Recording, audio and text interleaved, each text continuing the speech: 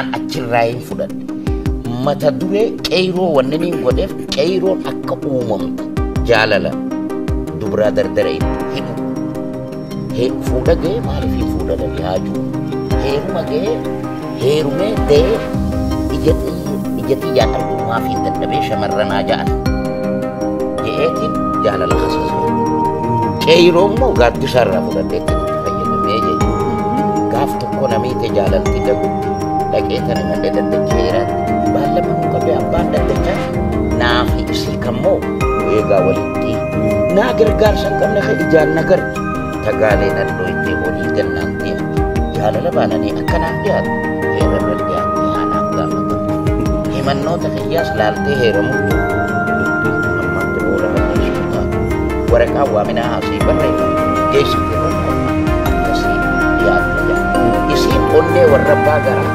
mindaa isaaniitti ijoollee fi mana isaanii malee warra sabaabumaa takka yaadne achi keessa teessoonsi barbaadee fi dhaggeeffatti isiin waraqaarraa kaayee godhuu isiin ifa bidattee loltii waanaaf hin dhiyaatu yoo dhiyaachuu baatte immoo qeyroon aanaa qabdu qeyroon qabamtee muuniif dhiyaatu deebisaan sii kana wanni isiin jettu naa kafee kiiftee maraatti yoo ragaa qabaate aadamaa dandee ifatu gara diddi malee isiin hundee meeqa hajjettee dhiiga isaanii gocha dargiidhaas itti dildila jalatti gatanii awwaaluu rashananii qayyishanii yaanii rashanuu sana cireessatti gara diddi malee isiin hundee meeqa hajjettee dhiiga isaanii ragaa dhiyeeffachuu natti baankan ammaan dhiyeeffadhu immoo akkanaa fudhamtu barbaadeetti sadeen ragaadhaatti gammachuu dhiyeeffaatu yaadaas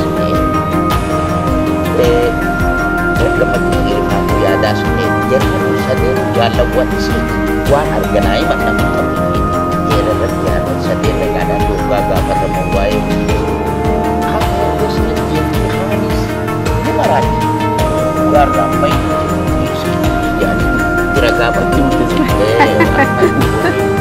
akka abbootii furtiidhaan ijoollee isa wallan laalanii kai taa'u kuni wanni qabatee haa qabatee haa jaalalaan lolan dubbii keessa garreeffatii hunditeeti murtii dabarsine gara keenyaa nuti hidhamiitii taa'e hamma umriiti gaca godha aadaan kuuloon dhawaa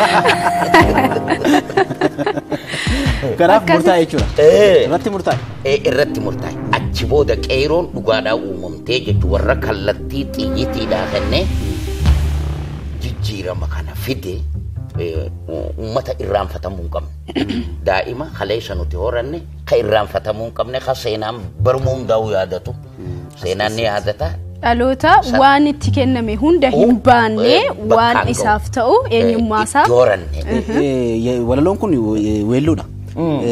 Weelluu kana keessa garuu egaa namootni weelluu yommuu dhaga'an akkaataatti hubatan mataa isaanii dandeenye qabu.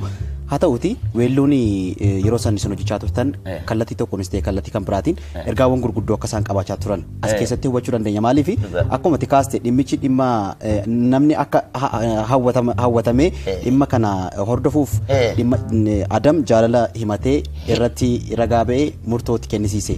Achi duuba garuu wantoota baay'eetu jira. Ergaa gurguddaatu jira. Kanaaf egaa aartiin humna akkasii qaba wanta ta'eef isinis dhimma kanarratti hojiiwwan gurguddoo hojjetanitti wanta ta'eef asumaan kabajaaf jaalala isiniif qabnu isiniif ibsina. Gara qophiiwwan keenyaatti ceena. Gara qophiiwwan keenyaatti ni ceena.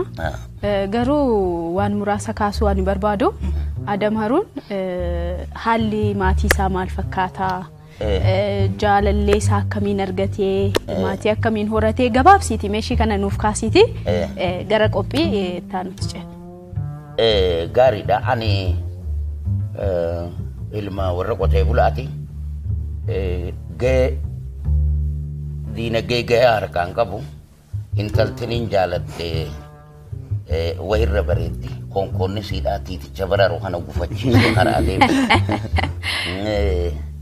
amma gabbaraa gabbaartii godhee boontuu ofirraa sirba juusan gabbaraa gabbaartii godhee warri na dura kadhatee isii kadhateetiitu jira warra isaanii gaafate warra san hunda sirba kanaan caaleeti harkisee akka sharaarattiin nyaata argachuudhaaf akkasitti mana dhawattimi sirba san akkasitti itti mareetiin bakka isin jirtu harkisee fidee fuudhee itti dhaqee jechuudha. Isheen hin dhuftee sirba sana geesse. Hin dhuftee. Warra gabbarsa fidan sirba mo'ate. Dhagayni lafa jala obboleettiidhaan isitti ergaan. Kanaaf hin dhuftee isheen sirba. Hin dhuftee jechuudha isin. Gabbarri hafee ofii kee. Gabbaraa naatee. Lama taatanii deemtan jechuudha. Sirbuma kan keetu gabbaraa si ta'e. Gabbaraas naatee. Akkasittiin fuudhee waa'een jireenya ma ijoolleen ta'an ala jiranii kaan as jiranii hundi isaaniitu nagaya qaban. Ammoo ta fuute san ammaaf wajjin jirta oo ja'an taate jaalala qabaachuu fi niin qabaa dhiigaa lafee keenyaatiitu wal keessa jira. Mucaan jireenyaa shifarraatii wajjin sirba dhiyeessaa ture san ilma isiiti Kiyyaawar. Iskandar Kiyyaawar. Kanaaf si jaalachuu hoolaalteen nagarta eegamee kamna goota si dhabnaan dhufe yaanni dhawaatan je'ee kasirbe san mucaa isiiti. Kanaadaadha jiramee inni amma fuudhee ijoollee lama jajjabduudha qaba. Achitti baratee barnoota isaa xumuratee dalagaa mataa isaatii fi dalagaa birootiis hojjechaa jira. Haati mana isaatiis nama akkaan barate jireenya bareedaa keessa. Kanaaf amma jaalallee ishee jalqaba weelluu kana gabbara taasifatte kana maatiin isheedhaafis akkas taasiste kana wajjin jirtu wajjin hin jirtan? Wajjin amma wajjin jirru. Hin jirtanii? Amma wajjin jirru. Wal agarraa wal dubbifnaa akka sirnaatitti akka abbaa manaatii fi haadha manaatitti amma wajjin jirru. Turtii miidhagaadha. Turtii baay'ee miidhagaadha. Adam Haruun jechuun laayibireerii socho'aa jechuudha. Wantoota hedduu muuxannoo hedduu beekumsa hedduu hojii aartiitiin immoo wantoota hedduu nama hojjete wanta ta'eef egaa inni akka laayibireerii tokkootti lakkaa'uu dandeenya jechuudha. Muuxannoon inni qoodaa jirus wantoota hedduu of keessatti qaba wanta ta'eef Adam Haruun faana teessee kolfuu dhiisuun hin danda'amu. Kun nutis kolfaa bashannanaati kan jirru. Waan fedheefuu gara dhimma itti aanutti ceena. Dhimmi keenya itti aanu qabiyyee ispoortii mijuu ispoortii qophii kana ituun affeeriin Adamiin mee sochii ispoortii jalqabatee Adam sochii ispoortii keessaa kubbaa miilaa, fiigicha, teenisii, utaalchoo, booksii, karaatee kamtuusii fi kam jaallata kam filatta? Kubbaa miilaa baay'ee dandeessachuun dhagayan. Kubbaa miilaa kana namni gaggabaabaan akka kaangaaroo akka hiyyaa'u hedduu taphatti immoo ammoo tapha ispoortii keessaa wanni ni dhan jaaladhu fiigicha maaraatooniitii fi kubbaa. Maaraatoonii kubbaa.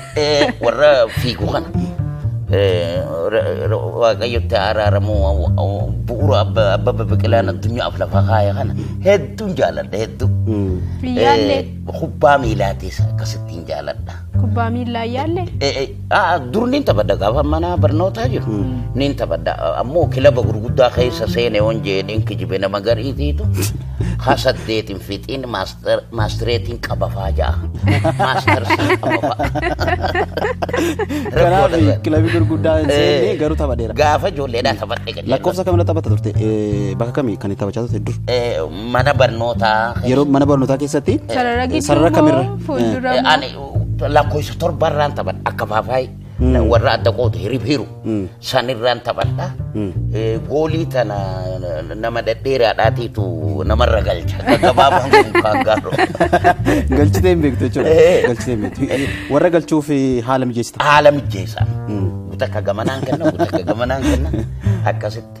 Yeroo gabaabaadha garuu dilas keessan turre artii seennaan ijaan televizyiina keessa laaluu malee niin dhaabe. Kubbaa. Akkas.